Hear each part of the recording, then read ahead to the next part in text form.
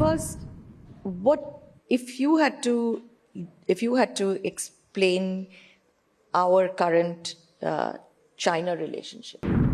How would you do that? And I think we can start it. And beyond it? Okay, all right.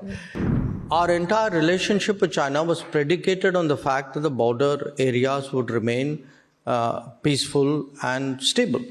We have still challenges left with us. I mean, I made a statement in Parliament on this subject. Now we have to sit down and discuss with China, how do we, in a sense, rebuild our relationship. I wanted to ask you two things that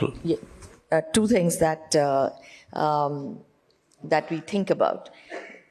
First, what if you had to explain our current China relationship to Japan, particularly in the wake of the agreement that we've just got to restore patrolling after the conflict in Galwan. How would you do that? And I think we can start it. And beyond it? Okay, all right. Look, in a way, India and Japan do share the attribute of both being neighbours of China. We are a land neighbour, you are a maritime neighbour, but neighbours are neighbours. We've had our experiences. I mean, in a way you could argue every experience is unique, but for every experience also has, lessons for everybody else, which is why we all watch international relations, that we assess from every experience and every relationship what is the learning for other countries.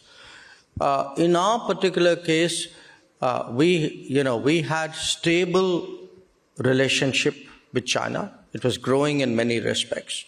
In terms of trade, it was very, very substantial. It still is very substantial.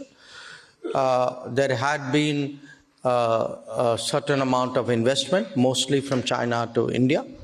There were some issues we have which you don't have, which is a very imbalanced trade.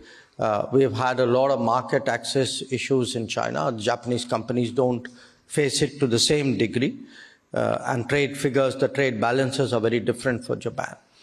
But our entire relationship with China was predicated on the fact that the border areas would remain peaceful and stable.